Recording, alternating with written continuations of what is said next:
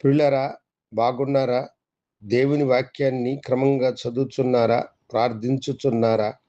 నేటి ధ్యాన వాక్యము 77వ కీర్తన 14వ వచనం. ఆశ్చర్య క్రియలు జరిగించు దేవుడవు నీవే. మన ప్రభువు ఆశ్చర్య క్రియలను జరిగించువాడు. ఆయనకు అసాధ్యమైనది ఏదీ లేదు. ఆయన పేరే ఆశ్చర్యకరుడు. ప్రభువు అబ్రహాముని తన పిలుపునిచ్చి పిలిచాడు. అబ్రహామా, నీవు నన్ను వెంబడించు, నేను నిన్ను ఆశీర్వదించదనని చెప్పాడు. దేవుని వాగ్దానపు మాటను నమ్మి అబ్రహాము ప్రభువుని వెంబడించినాడు. అయితే దేవుడు అతనికి సంతానం ఇస్తానన్న వాక్కు అంత సులువుగా నెరవేరలేదు. వయస్సు పైబడ్డది. దేవుని పిలుపును అందుకొని నిరీక్షణతో, నమ్మకంతో అతడు అతని భార్య వెంబడించారు.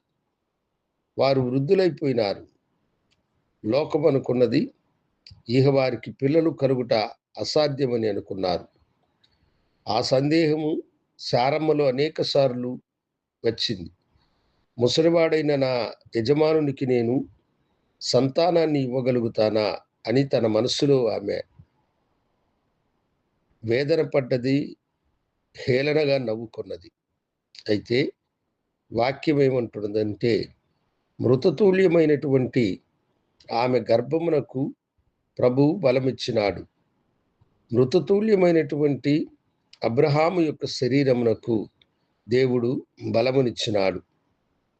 తన పరిపూర్ణమైన 100 సంవత్సరములో అబ్రహాము విశ్వాసము వలన బలము పొందుకొని ఆయన ఒక చక్కని కుమారుణ్ణి ఎత్తుకున్నాడు.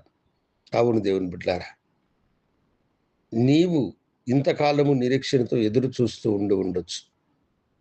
ఆ నిరీక్షణ నమ్మకం లేనిదిగా మారి నీకు వేదనగా ఉండొచ్చు. అయ్యో, ఇన్నేండ్లు నాకు వివాహమై నాకు సంతాన భాగ్యము కలుగలేదని బాధపడుతున్నావా? ఇదిగో దేవుని కృప నీ దగ్గరకు వస్తుంది. ఆయన నిన్ను ఆశీర్వదించి మృతతుల్యమైనటువంటి నీ గర్భమును ప్రభు ఆశీర్వదించువాడు. వైద్యులు ఒకవేళ ఇక అసాధ్యమని మీతో చెప్పి ఉన్నారా? విశ్వాసంతో దేవుని సన్నిధిలో మీరు మొరపెట్టండి. శారా అబ్రహాములకు అద్భుతము చేసిన దేవుడు మీ జీవితంలో కూడా అద్భుతము చేసి ఒక గొప్ప కార్యమును చేసి ఆయన మిమ్మలను ఆశీర్వదించును. ప్రభు సన్నిధిలో ప్రార్థించుదాం.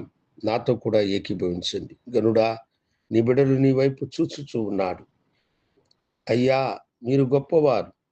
నీ కుమార్తె, నీ కుమారుడు వేదనతో నీ వైపు చూచున్నారు.